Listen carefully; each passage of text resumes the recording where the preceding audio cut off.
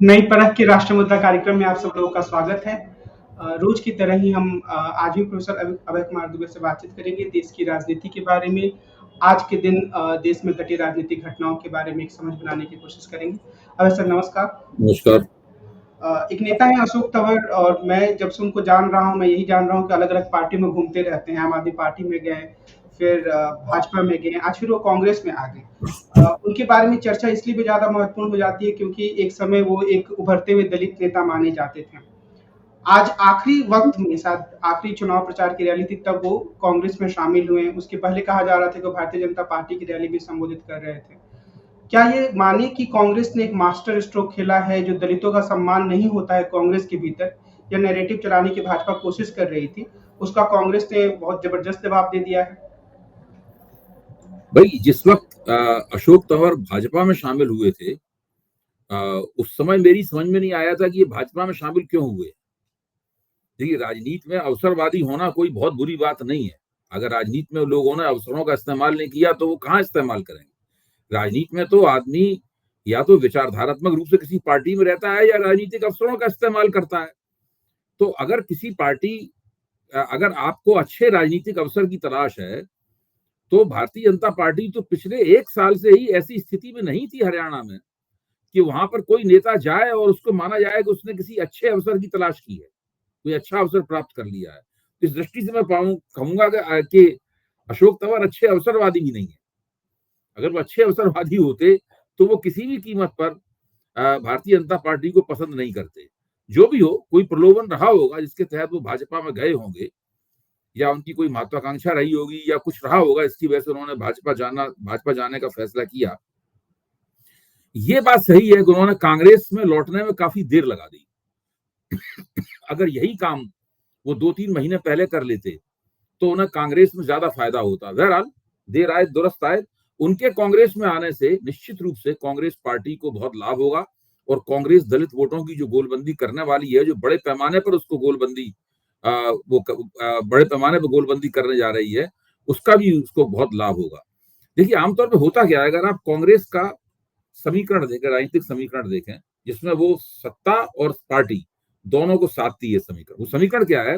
कांग्रेस की कोशिश होती है कि जो पार्टी है, पार्टी को पार्टी का नेतृत्व दलित के हाथ में दे। इसलिए कांग्रेस में दलित पार्टी अध्यक्षों की प्रदेश स्तर पर एक लंबी परंपरा है, और जो सत्ता वाला पक्ष होता है वो आमतौर पर किसी जाट नेता के हाथ में होता है कांग्रेस की तरफ से। तो ये एक पिछले कुछ वर्षों से ऐसा ही चल रहा है। तो अशोक तंवर के आने से कांग्रेस का जो संगठन वाला पक्ष है, हम लोग मान सकते हैं कि वो काफी मजबूत होगा, और चुनाव में तो सीधा सीधा लाभ होने वाला है। और भारतीय जनता पार्टी जो दलित वोटों की गोलबंदी करने का प्रयास कर रही थी, सोच रही थी कांग्रेस से थोड़े बहुत दलित वोट वो छीन लेगी, उसकी इस उम्मीद को धक्का लगेगा। क्या यह भी माना जाए कि ये एक तरीके से कुमारी सैलजा का जो एक कम से कम खुलकर तो नहीं बोल रही थी पर उनकी तरफ से ऐसा लग रहा था कि बहुत सारे लोग बोल रहे हैं, और अभी भी वो उन्हीं क्षेत्रों में प्रचार करने जा रही थी जहां उनके कैंप के लोग उम्मीदवार ऐसा माना जा रहा था।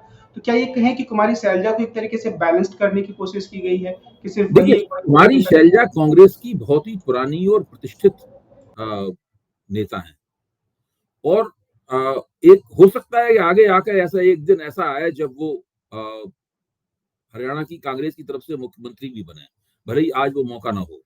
और इसमें भी मुझे कोई संदेह नहीं कि अगर कभी केंद्र में कांग्रेस के नेतृत्व वाली सरकार बनी तो कुमारी सैलजा उसमें बहुत एक प्रतिष्ठित रूप से वो एक कैबिनेट रैंक की मंत्री बने।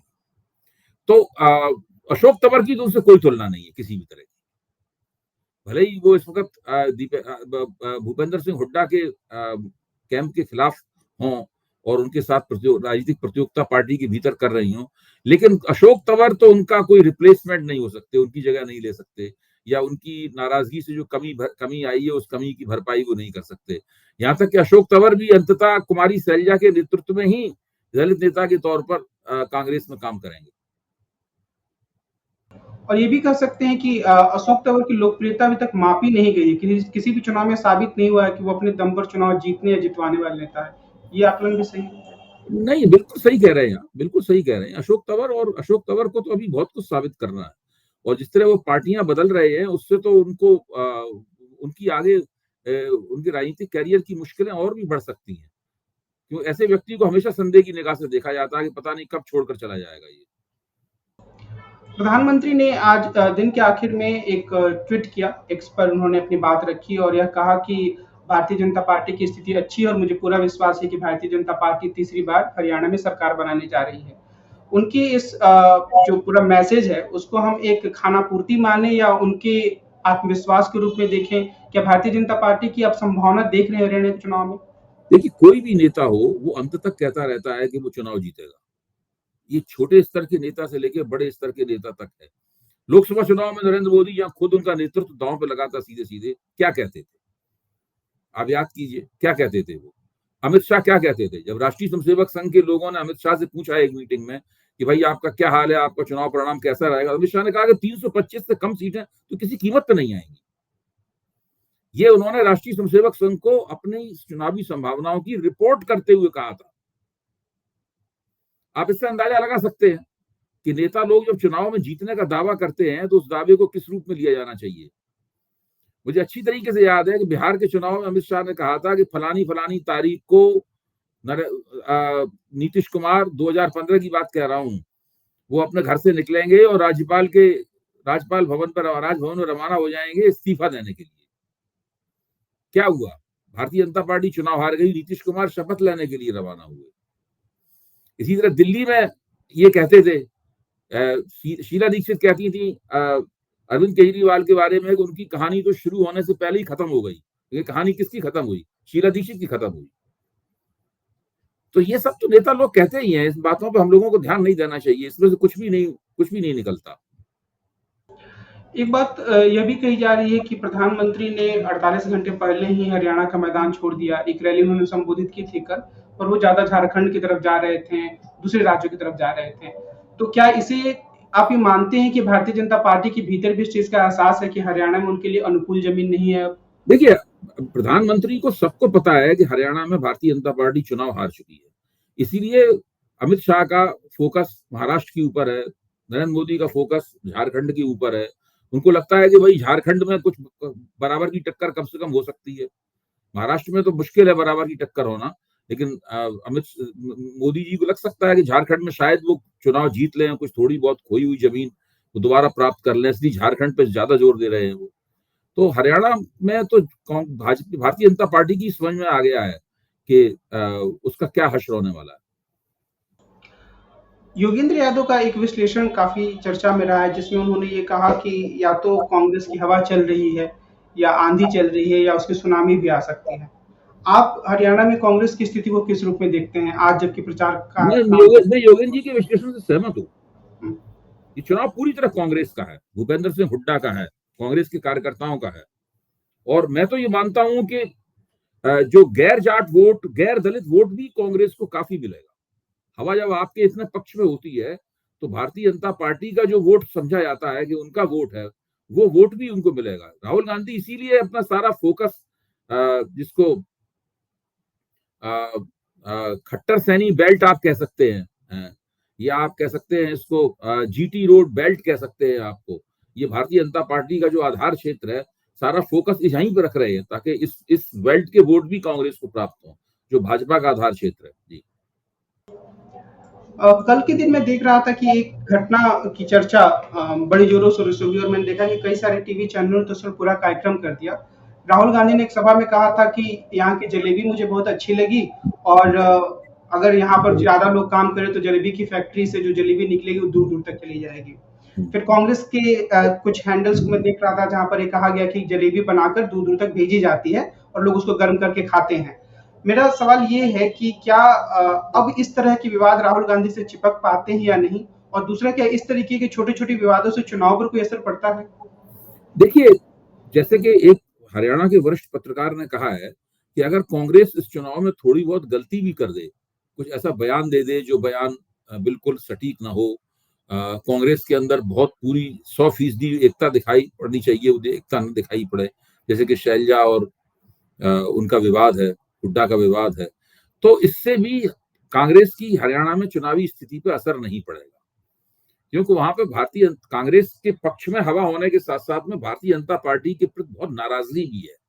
एक तरह से लोग भाजपा को हराने के लिए वहां वोट कर रहे हैं। और ये वोट केवल, मैं बार बार इस बात को कहता हूं, ये वोट केवल मनोहर लाल खट्टर के खिलाफ नहीं होगा, ये वोट केवल नायब सिंह सैनी के खिलाफ नहीं होगा, यह वोट केवल हरियाणा की जो भाजपा सरकार थी उसके खिलाफ नहीं होगा, ये वोट दरअसल नरेंद्र मोदी के खिलाफ होगा। ये वोट दरअसल हरियाणा का वोट जो विधानसभा के लिए चुनाव हो रहा है, दरअसल भारतीय जनता पार्टी के आला कमान के ऊपर और केंद्र सरकार के खिलाफ वोट होगा। क्योंकि वो 3 बड़े मुद्दे जिनके आधार पर हरियाणा के लोग फैसला कर रहे हैं, मैं कहूंगा 4 बड़े मुद्दे जिनके आधार पर हरियाणा के लोग फैसला कर रहे हैं, उनके जिम्मेदार नरेंद्र मोदी।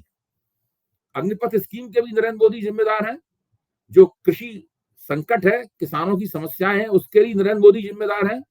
ब्रिटिश शरण सिंह के खिलाफ कार्रवाई नहीं हुई और पहलवान बेटियां जंतर मंतर पर घसीटी जाती रहीं, इसके लिए भी नरेंद्र मोदी जिम्मेदार हैं। और मनोहर लाल खट्टर को 2 बार हरियाणा के ऊपर थोपने के लिए भी नरेंद्र मोदी जिम्मेदार है। तो ये 4 बड़े मुद्दे हैं जिनकी वजह से जो नरेंद्र मोदी के खिलाफ वोट होगा। ये तो क्या हम ये कह सकते हैं कि इन चुनाव के नतीजों से, जम्मू और कश्मीर और हरियाणा दोनों के नतीजों से, अगर वो भारतीय जनता पार्टी के खिलाफ जाते हैं, हो सकता है ना भी जाए, लेकिन अगर जाते हैं तो नरेंद्र मोदी के नेतृत्व को कुछ चुनौती मिल सकती है, या अभी यह कहना बहुत जल्दी हो, जल्दबाजी हो? इसको बात को कहने की भी आवश्यकता नहीं है कमल जी। मेरा तो मानना यह है कि इन दोनों चुनावों में अगर भारतीय जनता पार्टी की पराजय होती है तो नरेंद्र मोदी और केंद्र सरकार के खिलाफ पूरा संदेश जाएगा। पूरी वोटरों का जम्मू कश्मीर के वोटरों का मैसेज होगा कि ये जो पिछले लंबे 2019 के बाद में जिस तरह की राजनीति जम्मू कश्मीर में की गई है, उस जम्मू कश्मीर के ऊपर एक ब्यूरोक्रेटिक सरकार थोपी गई।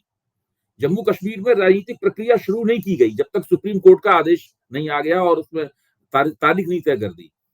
आप समझिए 5 वर्ष तक जम्मू कश्मीर में राजनीतिक प्रक्रिया नहीं शुरू इन लोगों ने की, जबकि ये चाहते तो जम्मू कश्मीर को पूर्ण राज्य का दर्जा दे सकते थे या पूर्ण राज्य का दर्जा दिए बिना भी वहां पर राजनीतिक प्रक्रिया शुरू कर सकते थे, लेकिन इन्होंने नहीं की।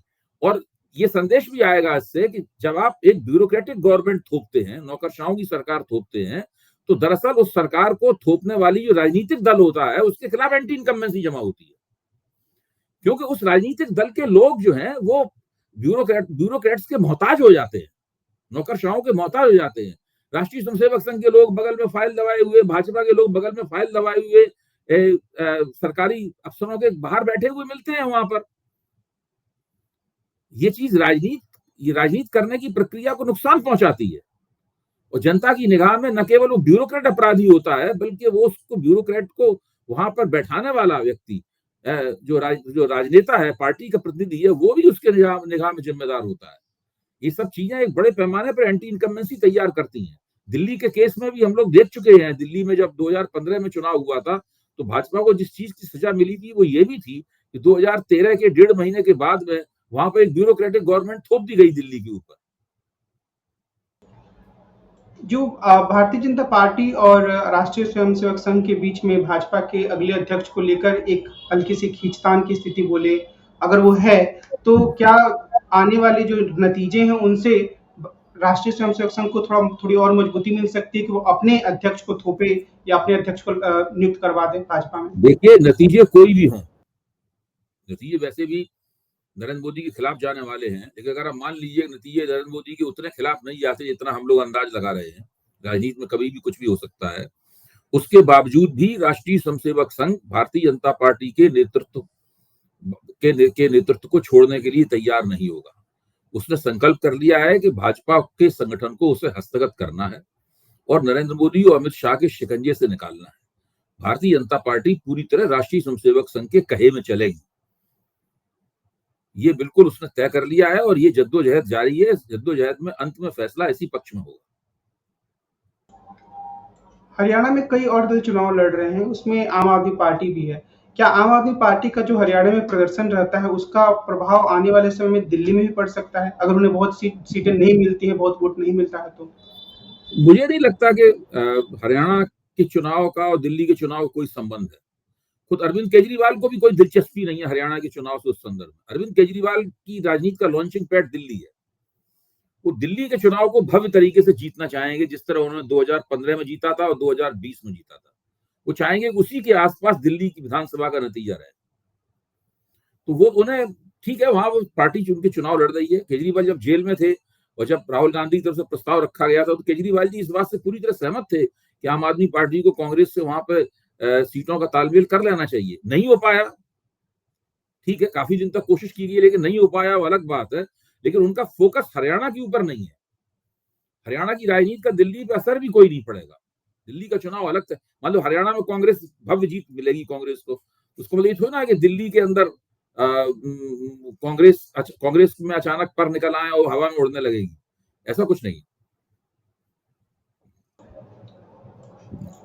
आज की बातचीत को हम इसी बिंदु पर समाप्त करते हैं। हम कल फिर मिलेंगे और देश की राजनीति के बारे में प्रोफेसर अभय कुमार दुबे से बातचीत करेंगे। आज की बातचीत के लिए आपको बहुत-बहुत धन्यवाद। नमस्कार।